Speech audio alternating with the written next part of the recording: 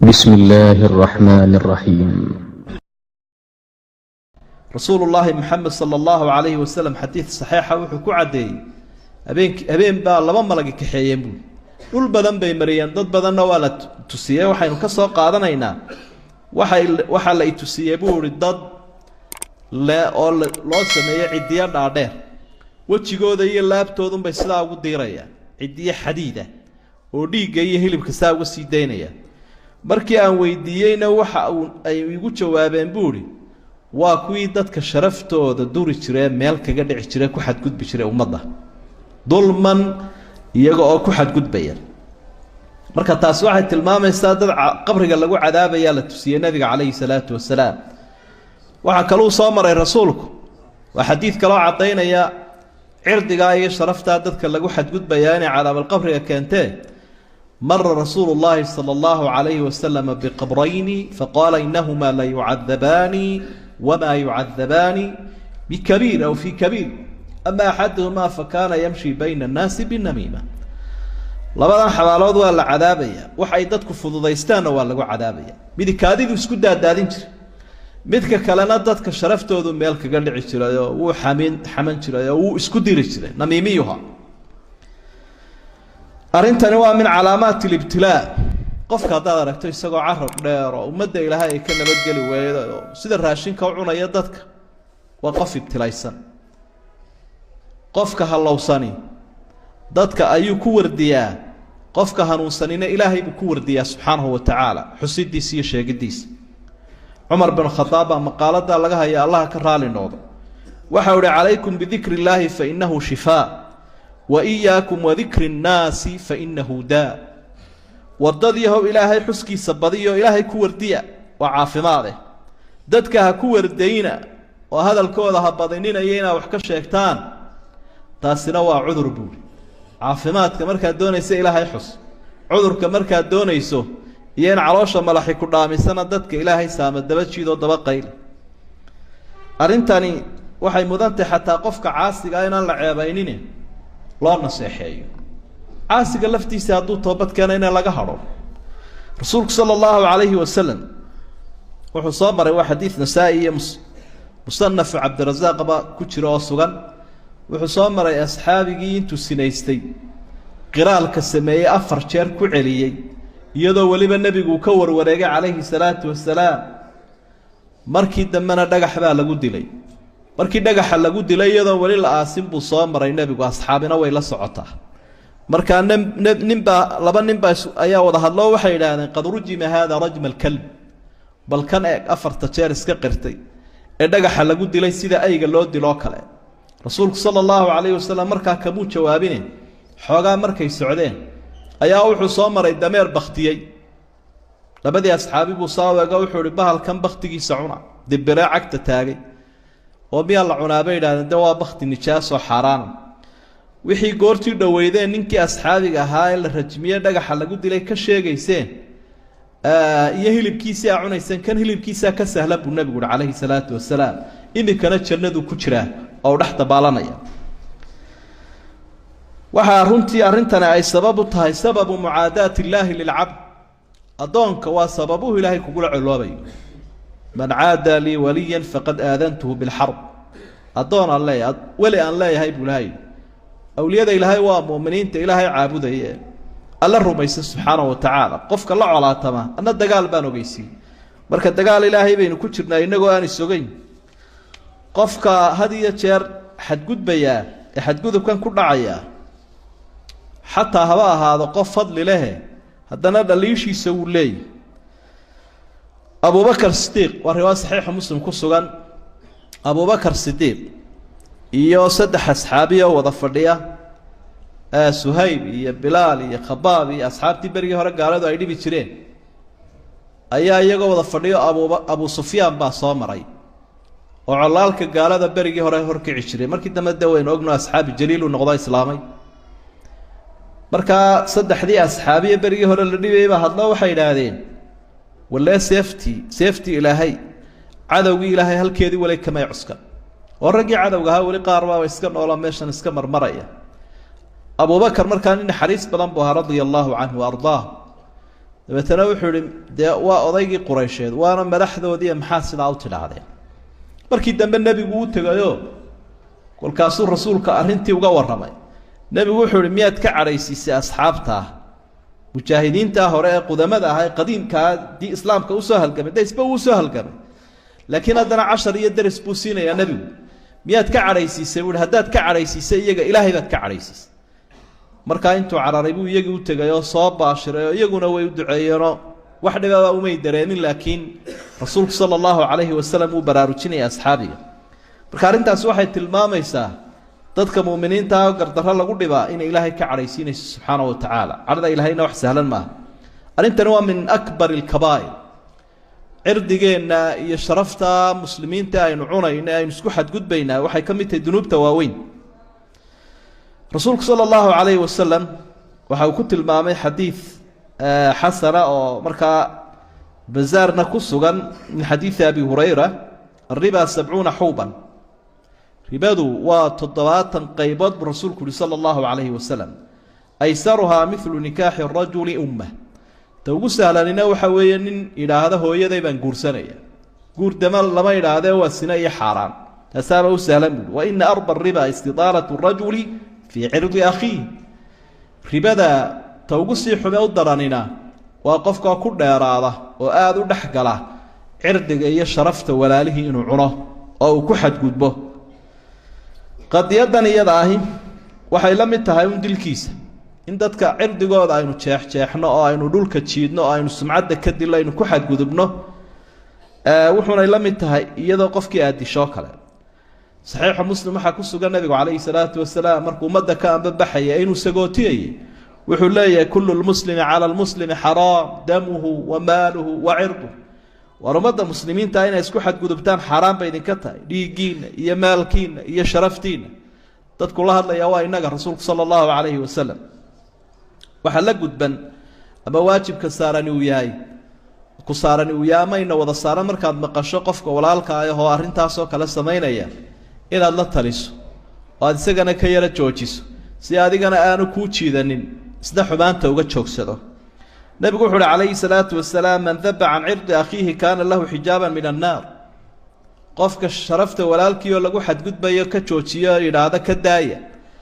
أرنتاس الدير بي وغن قطع شيء نار توحل إلى هذين دير بي وغن قطع marka inta adadu ka qayb qaadan lahayd ka jooji kii waxaan sameynayay si adaduguna uga badbaado isaguna uu badbaado doorka in la gudban ba kaas dhaqanka noocani waa min umuuri jaahiliya arrimaha islaamka ka soo horjeeda way dadka muslimiinta ahayn bay dhaqan u tahay arintani inay dhagtooda iyo sharaftooda meel kaga dhacaan nabi maxamed calayhi salaatu wasalaam waxa uu ku yiri xadiidkii saxiixa arba'un fi ummati min amri aljaahiliyati la yatrukunahun ara afar rimood waa diin la'aan dadkuna iskaba daynayaan dadkan muslimiinta afar rimood oo diin la'aan way walaaqi oo way wadi oo iska dayn maana way ku ibtilaysan أفرتار موضوع الفخر بالأحساب والطعن في الأنصاب والنياحة على الميت والاستقسام بالنجوم على معنى الحديث أفرتار موضوع مذي وحوي تذكر أيس وفانا أفترسيمو أنا الله نديره أنا جوبه أنا تلينشري أنت يريدين كور وريجتن اللي يدتي ومركو قفكو الصداع سفاني أنا والطعن في الأنصاب تذكر ومركز نسب كود الدورة كواسنا وجن ويليتان ومدجو وصبء وحين ترى نسب ما رأي فرها بدن وقف مسلمه مذهب كاجا له إيمان كاجا له ولا الكايا أيها أنت صورة تذكر دلدلة يعني كل علينا لما لا ري موضوع السسان كل ده نسب كاجا كوفانت ده بالحقيقة يساوي ويجانا عكس كذا يتاسنا نقنيس يما يتكلوا يدو مركان يجنا لك سلنا عين قدر كبر ما يسنين يحدقها لغو فاشانيو غيبك إلهي وحلقة الشيء أفرتان الرماد ومدو يكون ابتليسان تابو النبي عليه الصلاة والسلام إنا ومدو كتغان بو مركا كبرا رجيني يا رسول صلى الله عليه وسلم أرنت النوع عنه كلاه تذكر مسلمين تاين شرفتو هذا مال لقرعه وإنتا صو أين صو شيئنا لغو سمايو أما قار كم ذبا وحيلا ذا عقوباء الدنيا من آخره لبضبا عقوباء الدنيا لا لها qofka dadka isku daya inuu fadeexadeeyo ee aanu naseexayn hadafkiisu yaad fadeexadays iyagoo waxba ka haysan oo dee dhib aan ku haynin ilaahayna uu fadeexadeeyaa rabbina waa fadeexadeeya subxaana tirmidi waxa uu warinaya xadiid xasana nebigu wuxuu la hadlo baaq buu jeediye wuxuu uhi yaa man aamana bilisaanihi walam yufdi liimaanu ilaa qalbi waa dadka carabka ka ashahaatayow in qalbiga ka ashahaadanow ee aanu iimaanku qalbigooda galinow laa tu'du lmuslimiina walaa tucayiruuhum walaa tatatabacuu cawraatihim faina man tatabaca cawrata akhiihi lmuslim tatabaca allahu cawratahu yufadixu walow fii jawfi beyti dadka qalbiga aan ka ashahaadana qowlka un ka ashahaatayow dadka muslimiinta ha dhibina cawradoodana ha raacraacina qofka isku dayo dadka inuu dabagalo oo uu ceebeeyo oo intaa shaqo ka dhigto ilaahayna isagu fadeexadeeya xataa gurigiisa dhexdiisa hadduu joogo ilaahay baa fadeexad u soo saara cuqubada kaluu yeelanayaa waxa weeye xaaladaha qaarkood markay arrintaas ku caddaato waa in xadulqadafkii la mariyo siduu suuratu nuur ba ilaahay bilowgeeda kaga warramay 80kii jeedal ayaa lagu dhufanayaa gabadh buu leeyahay way sinaysatay nin buu leeyahay wuu sinaystay ceebtaasuu ku jiraa waa la soo qabanayaa maxkamadda la keenayaa jirhkiisaa la ciqaabaya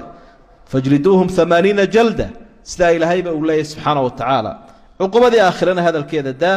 ilahay wuxu uhi ina aladiina yuxibuuna an tashiica alfaaxishatu fi aladiina aamanuu lahum cadaabun aliim waxay leeyihin cadaab kulul bay leeyihin mar hadday isku dayeen dadka muslimiinta ah inay ceebtu ku faafto oo aanay asturmina muslimkii iyo mu'miniintu ay ceeboobaan arrinta noocan oo kale ah ama dhibaatadan waxaa runtii keeni kara sababaa keeni kara sababahaas waxaa ka mid a cadaawadda iyo nacaybsiiyaha dadka muslimkaa dhexdooda maraya waa naxliga iyo nacaybsiiyaha dadka muslimiinta markay fitnoobaan colaada dhexdooda ku jirtaabaa keeni karta tan in shaaciraa wuxuu uhi waa caynu rida can kulli caybin kaliilatun kamaa ana cayna sukti tubdi lmasaawiya waa caynu rida can kulli caybin kaliila qofka markaad jeceshahay ee aada raalli ka tahay ishaadu ceebtiisa iyo dhaliishiisa way ka dulboodaa kuma muuqato laakiin haddaad u cadhaysan tahay waxaad mijhar iyo microscope saaraysaa weynayse aad ku eegaysaa dhaliil kastuu leeyahy sidaasuu u jeedaa sidaasuu ahaan jiray sidaasaanu ayaa lagu sheegayay wax kasta oo uu leeyahoo yar markaa way kula weynaanaysa dadku markay isjecel yihiin waxaan oo kale uu ka yaraadaa markay isnacaanbaa balaadan ay soo baxdaa arrintan oo kale ama arrintan imika may bilaabmine khalqigii ugu horreeyey ilaahay uu bilaabay ama basharka abulbashar nebi aadam calayhi salaam markii ilaahay uu abuuray labadii arrimoode uu ku bilaabay ibliisa laciin labadii unbaa tan sabab u ah waxa sal u ahee sabab u ahay waxa weeye ee gundhiga u noqonayaa labadii adhaxda uu kaga jaba ibliis isagoo ilaahayba hortaagan labadaasina waa maxay alkibru waalxasad waxaa keena arrimahan aynu ka warramayna alwaqiica fii acraadi lmuslimiin dadka muslimiinta in sharaftooda lagu xadgudbo kibirkii uu ibliis kibray markuu ilaahay yidhi u sujuud waxa uu yihi ana khayrun minhu anaa ka khayr badan waa taa uu nebigu tilmaamaya nasab lagu faaniyo nasab la durayo anaa ka khayr badan buu dee isagana dhoobaad ka abuurtay anigana naar baad iga abuurtay caqligaygu ma sheegaya buuhi inaan anigu sujuudo anaa ka sharaf badan waa kibir ta kalena xasad baahid markii la malaa'igtii ilaahay oo dhan baa u sujuudaysa aadna raac isagoo daciifkaasoo liita sideebay kan bani aadamka malaa'igtan ugu sujuudaa buu ku leeyahay labada arrimood baa sabab u ah oo kasii farcamay cadaawaddii waxaa keeni kara waxaa la idhaha damaca oo qofku markuu damacu ku badan yahay had iyo jeer ma ogolo dad ama la ammaano cilmi lagu ammaano cuud lagu ammaano madaxtinimo wax wanaag oo cid kale ay jeclaato cid kale yeelato ma ogolo isagaa wax walba isla jecel rasuulku sala allahu calayhi wasalam ummaddan damacaasi uga digayo wuxuu uhi mal faqra akhshaa calayk wallahi inaanan adduunya inaa weydaan idinka cabsanaynine tartankeeda iyo damaceeda ayuunbaan idinka cabsanaya iyadoo idin halaagi doonto sidii kuwii hore ummadii hore ay u halaagtay xalku muxuu noqonayaa haddaynu aragnay xumaantan iyo miisaanka ay uu saaray sharcigu iyo jariimadan xalku waxa weeye atawbatu ila allah inuu qofku ilaahay u toobad keeno oo dembi kastoo qofku galo gaalnimaba ha ahaatee towbadda waa la aqbalaa oo ilaahayna wuu inoogu bushaareeyey subxaana wa tacaala qul yaa cibaadiya aladiina asrafuu calaa anfusihim laa taqnaduu min raxmat illaah ina allaha yakfiru dunuuba jamiica dembi oo dhan ilaahay wuu dhaafaaye dadka dembaabay nebi maxamed oo waxaad ku tidhaahdaa soo noqdo ilaahay u soo noqda oo ha quusanina laakiin midhka meesha yaallaabaa wuxuu yahay arrintani waa arrin bani aadamka ku xidhan oo cidaad ku xadgudubtay ku xidhan tahay wixii aad dembi ka gashay haddaad dhegtooda meel kaga dhacday haddii aad xoola ka qaaday haddii aad dulmiday inaad u celiso ayaa towbadii ka mid a ama aad ka xalaal miirato aad xalaal weydiisato ay kaa cafiyaan waxaa xalkuu noqonayaa annadaru ilaa cawaaqib alwaqiica inaad eegto waxyaabahan aad ku jirtaa waxay ku dambayn karaan fadeexadda macnaha waa ciqaab adduunyo waa ceeb adduunyo iyo cadaab aakhiro waa ceeb iyo cadaab sidaa uu nebigu inoo caddeeyey calayhi salaatu wassalaam waxa uu lahaa imaamkii jaliilka ahaa xasanu lbasri taabicigaa jaliilka ah oo culimmadu ay yidhaahdaan yushbihu kalaamuhu kalaama alambiyaa hadalkiisu hadalka nebiyada ayuu u egaa macnaha markii xikmaddii markuu noqday qof taqwadiisu ay badan tahay baa ilaahay xikmad siiyey markaa hadalkiisu waxau noqday mid la yaab badan oo miisaan badan leh wuxuu lahaa tuuba liman shaqala caybuhu can cuyuubi innaas waxa janno iyo wanaag leh qofka ceebtiisu ay ka mashquulisto dadka kale ceebahooda ee halkuu ka eegi lahaa dadka kale ceebahooda isagu isku mashquulo ee adiguba taasaad leedahay sidaad isu sixi kartaa xadiid bay culimadu ku tilmaamaan in xadiid lagu sheegaa waa daciif laakiin waa qowl taabici waxaa kale oo ka mida waxyaabaha inaga caawin kara arrintan inaynu akhrino nusuusta ku soo aroortay baabkan oo cilmi aada u yeelato waxaani miisaan maaha saqaa'iru dunuub waxa laga yaaba dadka qaarkood inay dembi yar u haystaan laakiin dunuubta waaweynka inaad cilmi u leedahay waxan iyo inaad ka jaahiltay way kala duwan yihiin shayga markaad aqoon u leedahay eed wacdiga ka dhagaysato eed kutubta ka akhrido eed aayadaha ka akhrido axaadiidta ka akhrido ayaad garan karaysaa qarada uu leeyahay laakiin qofka jaahilka waxa laga yaabaa wax yarina inay la weyn yihiin wax weynina inay la sahlan yihiin ayaa laga yaabaa rasuulku sala allahu calayhi wasalam nin asxaabiyaa la hadlay waa xadiid xasana tirmidi uu ku tilmaamay inuu xasan yahay asxaabigaa waxaa la yidhaha cuqbat bnu caamir markuu nebigu wacdigii badiyey calayhi salaatu wasalaam naaro badan iyo balaayo badan uu ka sheekeeyey ayuu rasuulkii afka u dhuubay oo wuxuu ihi man najaatu yaa rasuula allah rasuul allah maxaa lagu nabadgalaa waa su-aal aada u muhiima bal waa tan oo naar waxaa lagu gelayaa badaye maxaan ku nabadgalaa nebigu wuxuu u soo koobay erayo kooban buu ugu sheegay markaa saddexdan arrimoode aynu soo xusnay waxau ihi amsik calayka lisaanak walyasacka baytuk wabki calaa khatii'atik saddexda arrimood unbaan kugu soo ururinayaa buui marka hore carabkaaga iska hayso balaayo dhami carabkay ka timaadaae horta afkaaga ilaasho oo kelmaddu inta hore adaa haya markay kaa soo baxdana iyadaa ku haysa oo aad u godobaysantah ilaahay agtiisa iyo ummadda agteedaba walyasacka baytuk gurigaaguna ha ku qaado taasina waxay noo sheegaysaa arrin kaleoo lagu nabadgalo oo an tuqalila mukhaalatata annaas dadka dhexgalkooda inaad yarayso ilan dad la arag yaaba dhib la arag haddaad iminka masaajkan iska joogto shaqadaa iska joogtood guriga iska joogto meesha wax lagu baranaya iska joogto waxaan oo dham uu kaa yaraanaya markaad laakiin mafrishkeeda iyo kursigeeda iyo raggeeda isku doonato dhimbiilaa kaa duulaya waxaan iyo wax ka daran baad markaa galaysa marka gurigaaguna ha ku qaada buui waa arrin labaadoo sheegaysa dadka dhexgalkooda inaad yarayso wabki calaa khatii'ati arrinta saddexaad aad ku nabadgelaysaa waxa weeye inaad adigu gefkaaga ka oydo oo gefkaaga aad ka warwarto oo ceebtaada aad eegto oo intood buug iyo qalin soo qaada inta ceeboodeed leedahay aad tiriso ka fikirta saad uga toobadkeeni lahayd isu sixi lahayd ila qofku naftiisa been uma sheego weligoodba dadku ha ku ammaanaan laakiin adigu waxaa tahay waad isogti sidaasuu rasuulku sala allahu calayhi wasalam ayuu xalka ka dhigay idan markaa waa towbadda iyo arrintan cidhibxumad ay leedahay inaad eegto iyo ceebtaada inaad u fiirsato iyo dadka dhexgalkooda inaad yarayso arrimahaasaa dawo kaaga noqon kara haddii haddaba uu qofku yahay qof daalin ah oo adiga gef kaa galay aad cafiyi kari weydo aad saamixi kari weydo markaa waddo loo maraabay leedahay ilaahay baa ka jawaaba wuxuu uhi laa yuxibu allahu ljahra bisuu'i min alqowli ilaa man dulim هذا الحين كر لو قاضي إلهي ما أقول قفك اللي دلمية مو يعني قفك اللي دلمية عدا دلمية عدي كقبل الله يقول تجيا محكمة دي قرصور كو تجيا إيه الكيسي بو تجيا أعيان تكقبنا يسوي تجيا سوى هذا في كيس وياي إنه وحيسي هلا وأنا فذا حد يحد جذو بيه ظلم هين وحيسي حقي سيبو راتسنية تانا شرعي جو أقولي هاي إن ذوحي وقف كان يهاشيكتو نبي محمد عليه الصلاة والسلام هنداوتي محاسكي أبو سفيان وحي الله إن أبا سفيان رجل شحيح إن كان أبي سفيان لا يلا صيغيغو وبخيل كتشو نبي قوم أورام بخيل لكل شيء لكن وحو محانك قاطاويت marka de xoolihiisi wax ma ka yara kororsan kara biilka ma yara kaban kara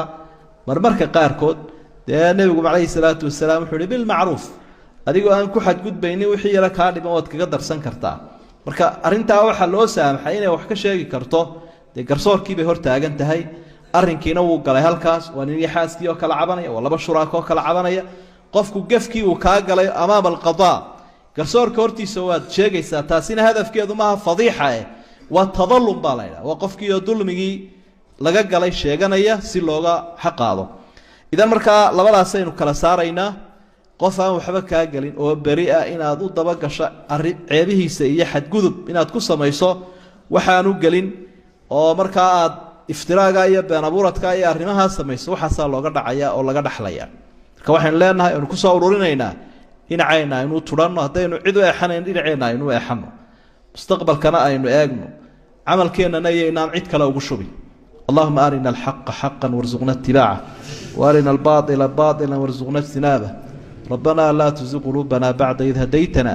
وهب لنا من لدنك رحمة إنك أنت الوهاب اللهم انصر الإسلام والمسلمين وانصر المستضعفين في كل مكان يا أرحم الراحمين وآخر دعوانا أن الحمد لله رب العالمين وصلى الله على نبينا محمد وآله وصحبه وسلم وأقم الصلاة